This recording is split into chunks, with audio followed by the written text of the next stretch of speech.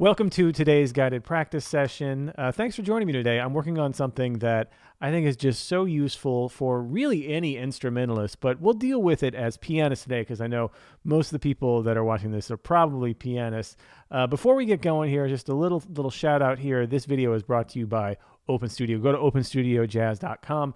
We go on deep dives on all sorts of things at openstudiojazz.com.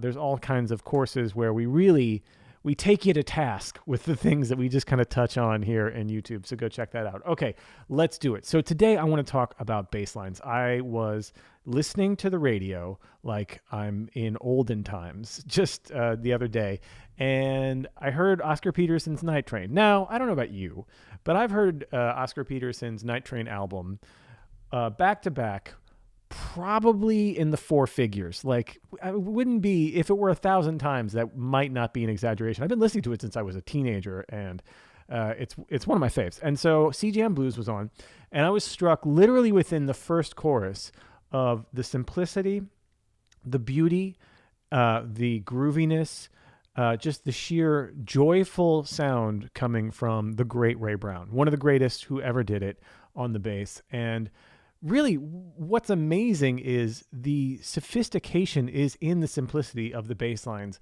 Ray Brown plays. Now, there were a couple of things that stood out for things that he does again and again, which I think are worth highlighting. And as pianists who are trying not to, we're like most of the time, we're just trying not to be lame bass players when we play bass lines with our left hand. But we can really, if we're going to learn how to play some bass lines in our left hand, why not learn from the source, from the greatest? So let's kind of tackle three of the very basic things that Ray Brown does. Now, the cool thing about these three things is they're very simple because, again, that's kind of the genius of Ray Brown, is that everything feels great. Everything is a little melody. Everything is very easy to understand and simple. He's not like, Stravinsky on the bass. He's just making us feel like home and safe, and we're being taken somewhere interesting by a person that is that we want to spend time with, right? It sounds like a weird metaphor, but it's completely true. That's the feeling I get when I listen to Ray Brown's bass lines. I don't think that's an overstatement at all. They just have this really lovely warmth to them, like a soft blanket. So the first thing that stood out to me was the very first phrase he plays on C-Jam Blues. He actually starts on the 5. He doesn't start on the C. I don't know if you knew that or not, but so just those first 4 notes. He does a little spica right there in the beginning. Those 4 notes can tell us a lot. So when we're playing a walking bass line, like a 4 on the 4 style bass line, what we're really doing is connecting the dots between larger landmarks, right? So the things that land like at the top of phrases, at the top of bars, right on like beat 3s of bars, like the important beats where we're really marking the form, those are going to be very strong tones, like the 1 or the 5, right? So he starts the tune on the 5, which is totally cool. Like the 5 is kind of a secondary 1. It's so related to that tonic. In this case, C, the 5 is G. So when we have these huge landmarks, right, we have to fill in those spaces in between with the quarter notes. That's what a walking bass line is. So how do we choose what notes to fill in between these huge landmarks of like the tonic and the dominant and the subdominant and things like that? So we could just play scales, but that is terrible. That's not great. That's just running our fingers over scales. There are some conventions that Ray Brown and other great bass players do that I think as pianists, when we're creating our bass lines, we can easily take from, and they just make us sound so good. So the very first one is how to connect these dots chromatically. And what you hear Ray Brown do a ton is connect them from a minor third below his target chromatically. So here is our very first example of this, right? We'll call this the minor third below walk up. So here we're in C. Our target is G, right? Our target is the 5th of the key of C. And so we want to approach it from a minor third below. This takes a bit of forethought, right? You have to kind of, before you really have everything ingrained and these are just kind of happening for you, you have to kind of know where you're going to know where you've been. No, I didn't want to do that. But you have to really understand, like, where are you headed here in the story of your bass line? And if I know that I'm going to G, I know that I can get there 3 beats before a minor third away. So these are connected, by the way. 3 beats seems arbitrary, but it's really not here, because check out what's at the top of our very first walk up here. It's where we're coming from, right? We're coming from C. So we're like 1, 2, 3, and we're going to the 5, right? Those are our landmarks, right? At the top of every bar. Now we can get there by going a minor third below our target, right? It's that easy. That's the first principle. You hear this again and again and again in Ray Brown's bass lines. And by the way, everybody else who's played bass after Ray Brown, because they want to play like Ray Brown. So that is our very first principle, is the minor third below walk up. Couldn't be simpler. It's literally just chromatically up from a minor third. You have 3 beats. So you start on a major landmark, and then to get to the next major landmark 4 beats away, you fill in with that chromatic run up to it. That's all there is to it. Isn't that easy? It's so simple and beautiful. And when you get this going on every chord in every key, you're unstoppable. Essentially, you're unstoppable. So how can we work on this so that it starts coming out? Well, luckily, we have this little ditty right here. Let me move this over here. So this is going to be very familiar to you if you listen to some gospel music, or even some things like Stevie Wonder, or anything that has been influenced by. But what are we doing here? So we start with our tonic, right? We're on a C7. And then in the top of bar 2 is the 5. Right? We're landing on the 5. It's right? That's it. So after this target, we want to get back to C. How can we do that? Oh, we go a minor third below C to A, and then we walk up chromatically. That's all that is. So when you hear this, you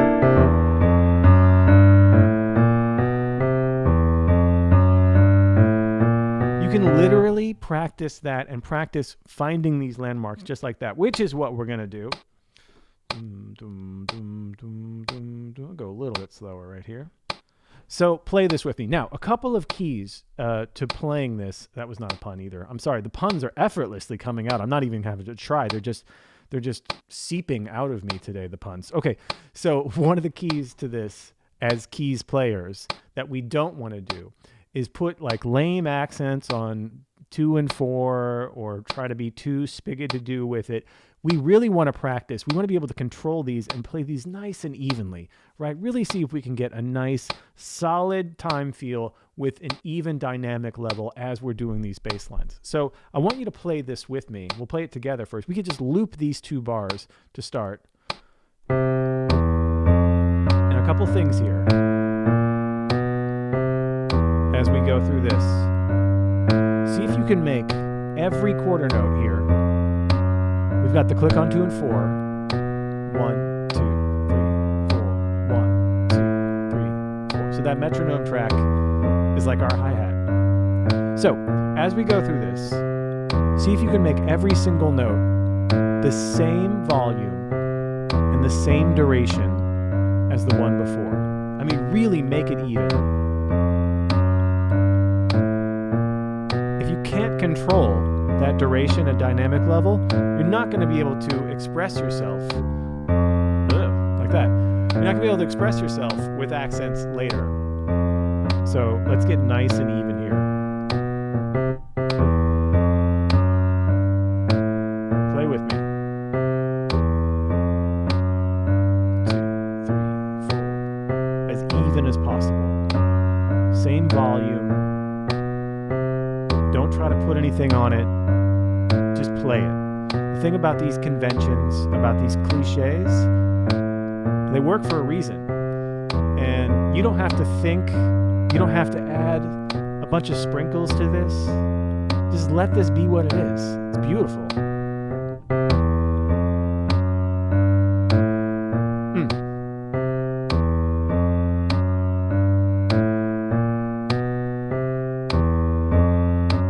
Again, each note the same volume, the same duration as the note that preceded it.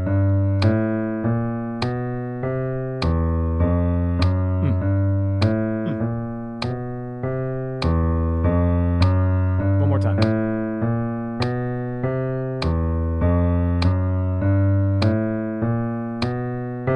Okay, that exercise is worth its weight in gold. I mean, if you're doing that once a day, just 5 minutes a day, trying to get everything nice and even, trying to get your timing right, maybe you put on the rhythm trainer on your metronome so the metronome plays for a bar and cuts out for a bar. You could practice your time this way so you can get a little bit of double dipping in what you're working on. You will be a better musician in like a week. This is super, super important. And this super nerdy theory thing that we're seeing here, where we can target a note from a minor third below and then walk it up chromatically, very, very important for being able to form bass lines. By the way, everything we're talking about today is not just for bass lines. Ray Brown wasn't just a bass player. He was one of the great melody makers of all times. His bass lines were melodies, and these things that we're studying today are melodic devices. They're really, really important, and you can use these principles in your right hand improvising too. They can be eighth note principles. They don't have to be just quarter note principles on your bass lines. They're just so universally great and useful. So I have a little form here for just a basic C blues, right? Nothing special. Just a C blues, got our 1 chord, got our 4 chord, got our 1 chord, got our 4 chord, got our 1 chord, got our 2 chord, got our 5 chord, and got our 1 chord, and a little turnaround at the end. What I want to do with each of these principles is practice then applying it to a little C blues. So what I'd like to do is have you play some bass lines using this minor third below walk up principle. So we can start right at the top. What did I do there? I walked up from C, right? My target is F in bar 2. So I started a minor third below F, D, and walked up chromatically. And then when I got to F, I knew that the next bar was C. So I went a minor third below, A, and then walked up.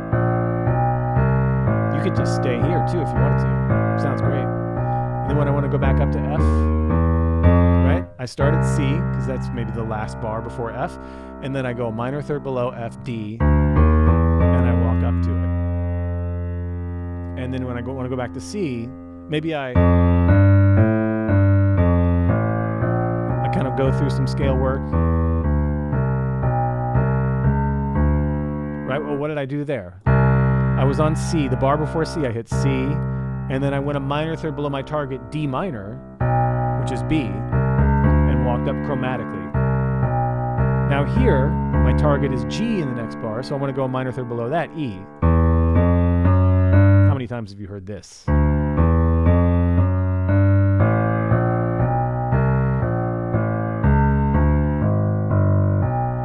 I mean, come on. That's easy peasy, right? So what I'd like to do is very slowly, I'd like you to try to walk a bass line, a little walking for a bass line, using this principle. Aim for these big targets, right? Aim for the landmarks that are here in the form. Whenever you see a chord change here, the bar before, you can, on beat 2, start a minor third below and walk up chromatically, right? That's the goal of this first exercise. So I'm going to comp, because you're improvising the bass line here in this C blues. So I'm going to play some chords for you, and I want you to try to hit each one of these chords, if you can, maybe not every one, but as many as you can, with our little minor third walk up. Now, when we get to the end here with that very quick turnaround, probably not going to be able to do that, but for most of these, you're going to be able to, starting on beat 2 of where you are, thinking about where you're going, go a minor third below and walk up chromatically. Let's try a few courses. I'll comp for you. Here we go. 1, 2, 1, 2, 3, and.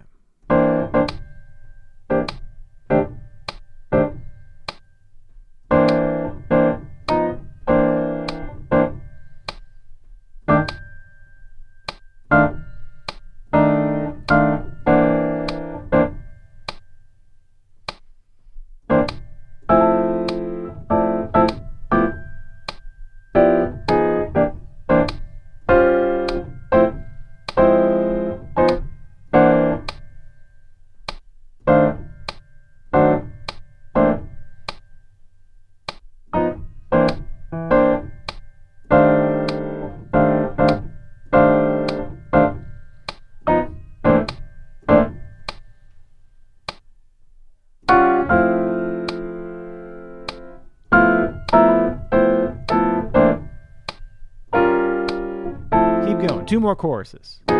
practice that walk up.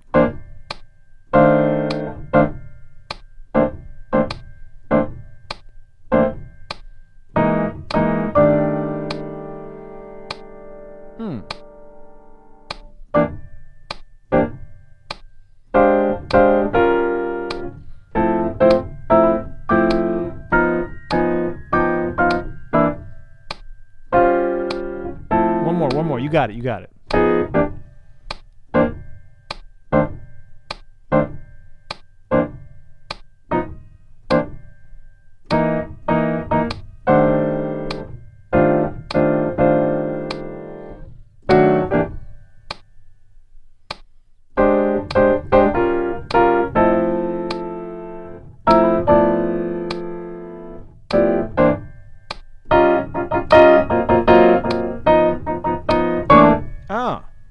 Isn't that fun? It's like instant hipness with Ray Brown. Everything the guy does is just beautiful and melodic and makes us play better. So don't just take it from me. Transcribe some Ray Brown for yourself. You're going to be very happy you did.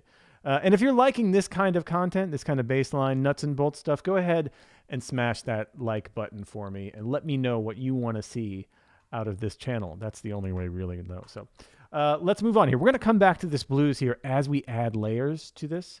So our next layer to this is an enclosure. That's right, an enclosure. Normally we think of enclosures as little bebop devices, right?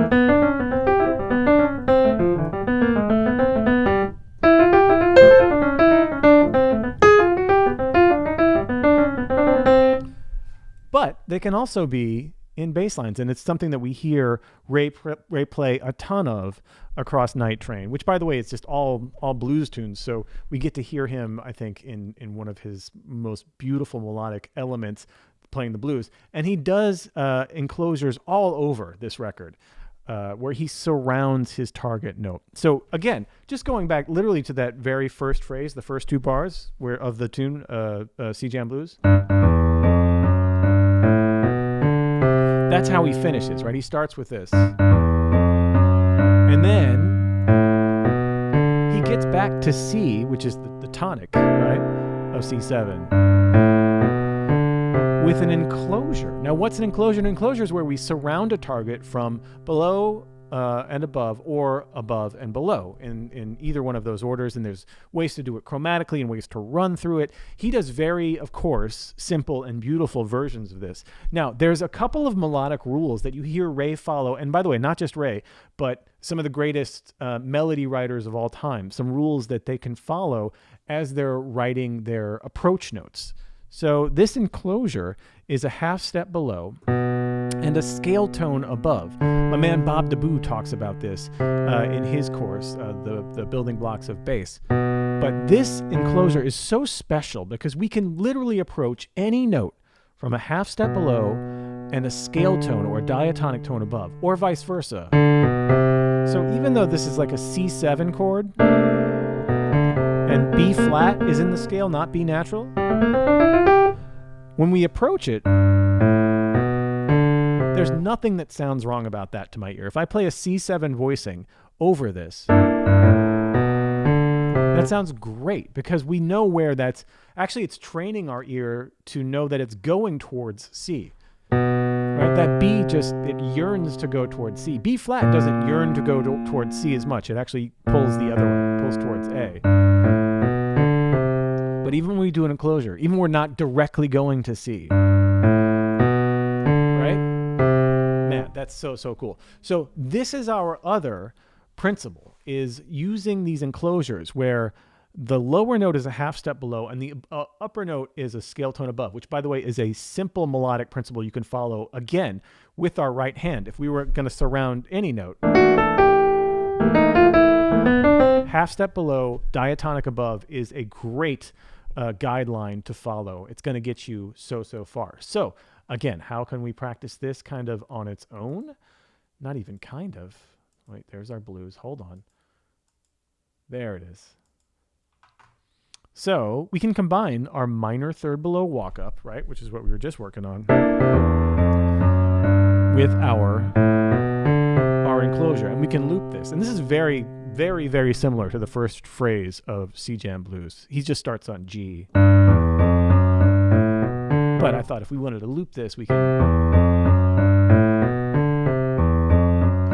Okay, so now we have the combination of the minor third below walk up, where we target the G in this case with its minor third below walk up chromatically, and then we have our enclosure. We're just kind of like walking up from G, and then we can enclose around our target of C from a half step below and a scale tone above, or a diatonic tone above.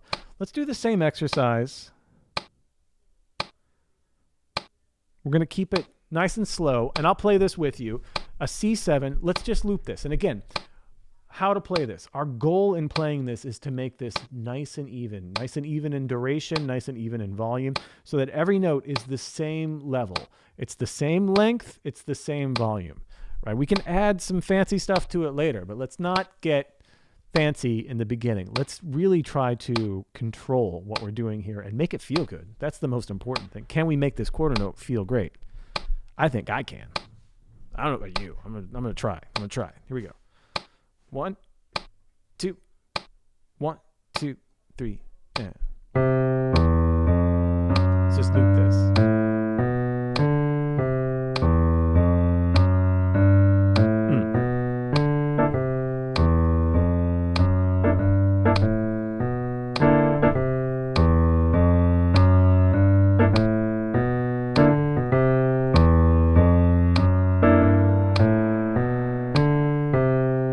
Nice and even.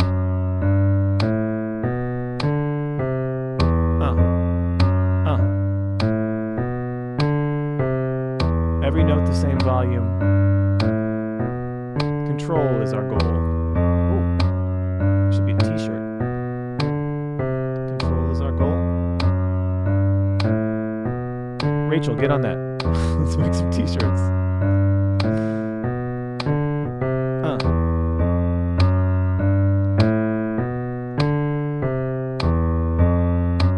Nice and even. Control is our goal. I love it. That's trademarked already. Let's try it. Two more times.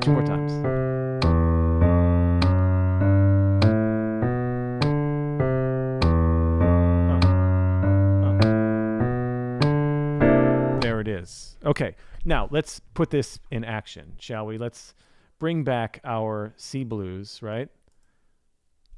And let's see if we can, again, we're going to use still our minor third walk up, where we can target our target notes from a minor third below chromatically. But now let's add in some of these enclosures where we surround one of our landmarks. Remember, each time one of these chord changes on the downbeat of that bar, or even on the downbeat of any bar, that's really an opportunity for a landmark.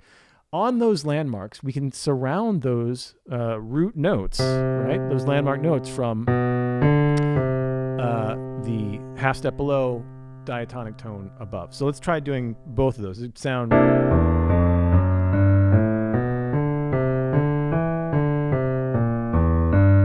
right?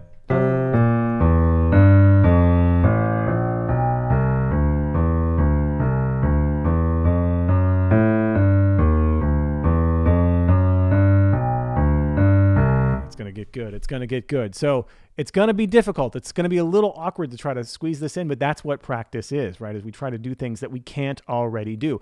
So if this part is difficult, especially trying to combine these two, make it very simple on yourself. Don't try to do anything heroic. Just be very simple and realize that we really just want to get this concept. See if we can work in some of these enclosures in here. Here we go.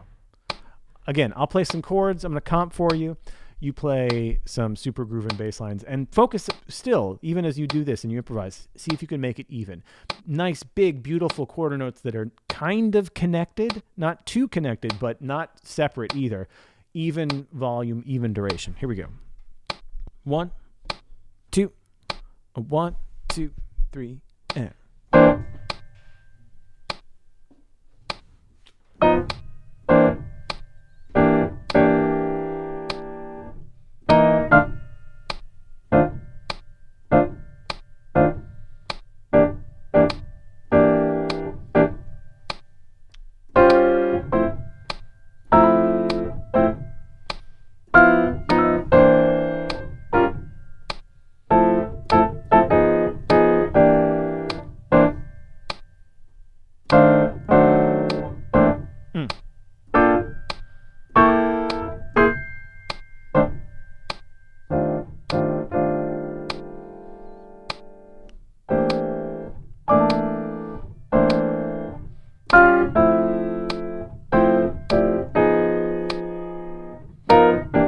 working those enclosures.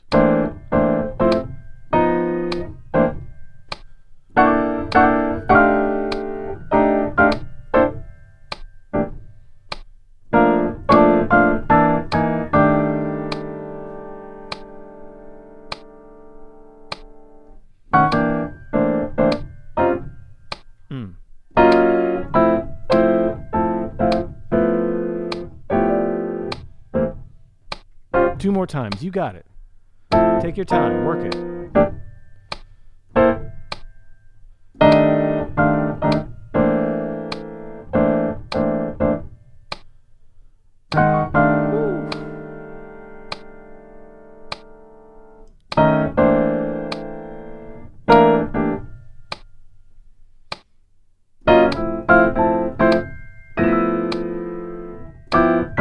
Hey, one more time. You got it. You got it. You got it.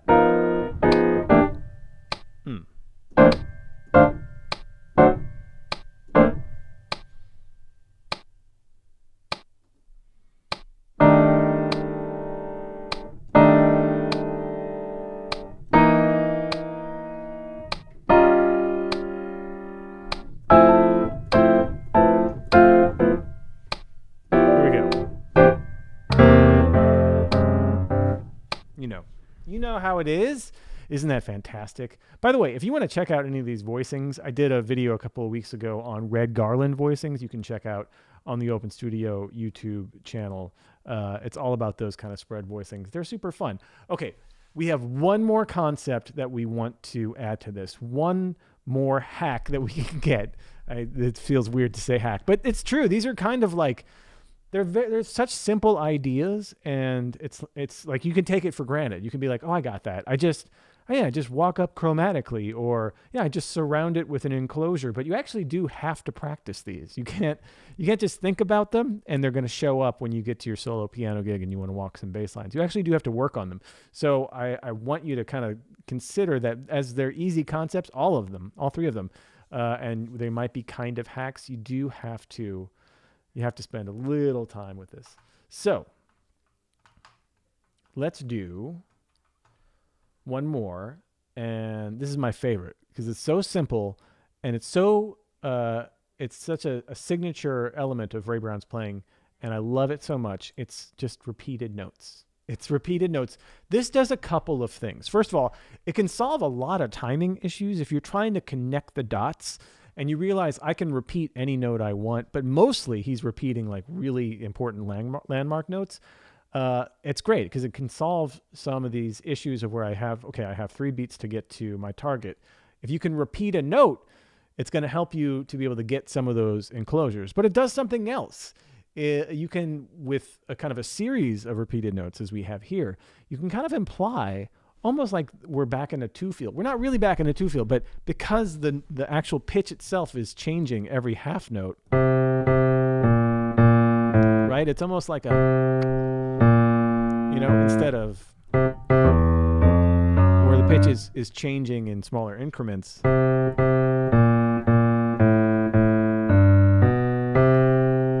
So that's our little repeated note exercise. Notice I have a little half step on the C7. Again, that half step approach is completely legal because it's leading us so strongly towards that C. Okay, let's practice this. This is an easy one. We're going to do this a little bit, just maybe a hair brighter. All right. Let's just practice this together, and so you can hear this repeated notes. You can literally repeat any note. Hopefully the downbeat is like where Ray likes to do it, but experiment, try for yourself. It's a great thing to solve some timing issues, but it's also a great way to kind of lengthen the bar, right? Lengthen the phrase so that you're not having to move so quickly. You can move in larger jumps, right? Maybe more giant steps. I'll show myself out. Let's try it. 1, 2, 1, 2, 3, and just looping.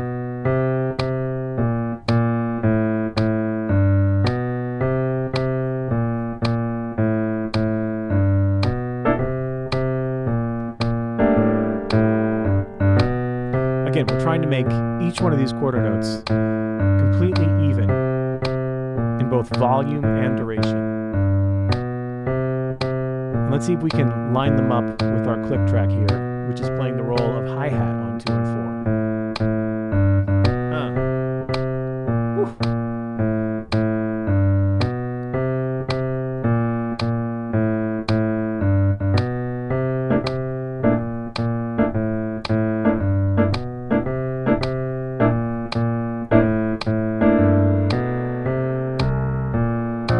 Octaves, that's level 2 here. But this repeated note exercise, this is some sprinkle on top, and this is very, very Ray Brown. Okay, I think we've covered really 3 pretty amazing and simple hacks that can take our bass lines as lame bassline pianists into at least an acceptable territory, especially when we focus on learning from a great like Ray Brown. So let's try all 3 of these. Let's go back to our blues and let's try all 3 of these over the blues and see, oh my gosh, how many do I need? I don't need that many. Let's see if we can do all 3 over the blues. And so we have, what do we have? We have our chromatic here. Actually, let's review. So we have our chromatic walk up, right? Where we go a minor third below and we walk up chromatically to our target. So important. No matter what your target is, you can start a minor third below and walk up chromatically. We have that. Yeah. We also have our enclosure, where we can surround our target from a half step below, a scale tone above, and then on it, no matter where we are and no matter what our target is. If it's F, right, we can surround it. B flat, it doesn't really matter what the target is. We can use this simple technique of half step below, scale tone above, and our target. So that's our second principle. And our third principle, repeated notes. So all of these together, and we're going to be able to create some pretty Ray Brown-esque bass lines, hopefully. Now, again, if we really want to be Ray Brown-esque, it has to feel joyful. It has to feel big and beautiful, right? We have to connect our quarter notes so that we don't want this. We don't want none of that. Nice, big, even. And you don't have to do anything fancy. You don't have to overplay. Consistency and evenness here goes a long, long way. And we can get creative in little pockets, like little moments we can get creative with the bass line. So let's do one more play along. We'll do maybe 4 choruses through. How's that sound? Combine everything. Start putting in repeated notes. Don't forget your chromatic walk up from a minor third below. And don't forget to do that enclosure surrounding our target. I'll play some chords. Here we go. 1, 2, 1, 2, 3.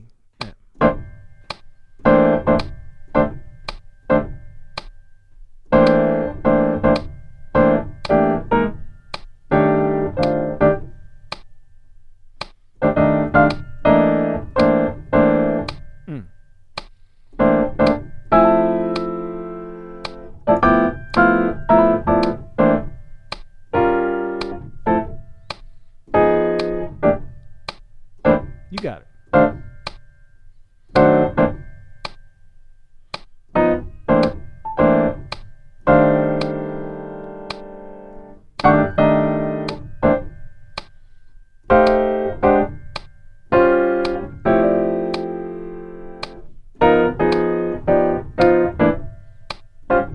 Two more. You got it.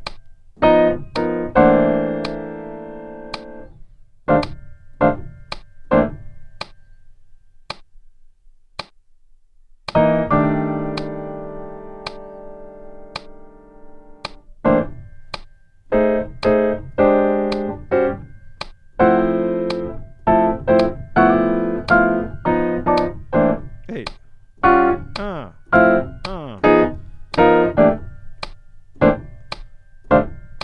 Last chorus. Have fun.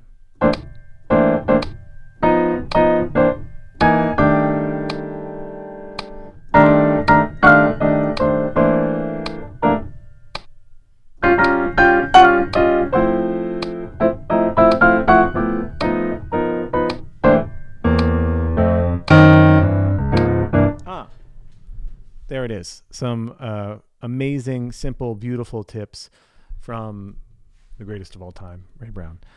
Thank you so much for practicing with me today. I'm here every Tuesday and Friday, so make sure to subscribe if you want to go live with me again and practice. We'll leave this video up for a while.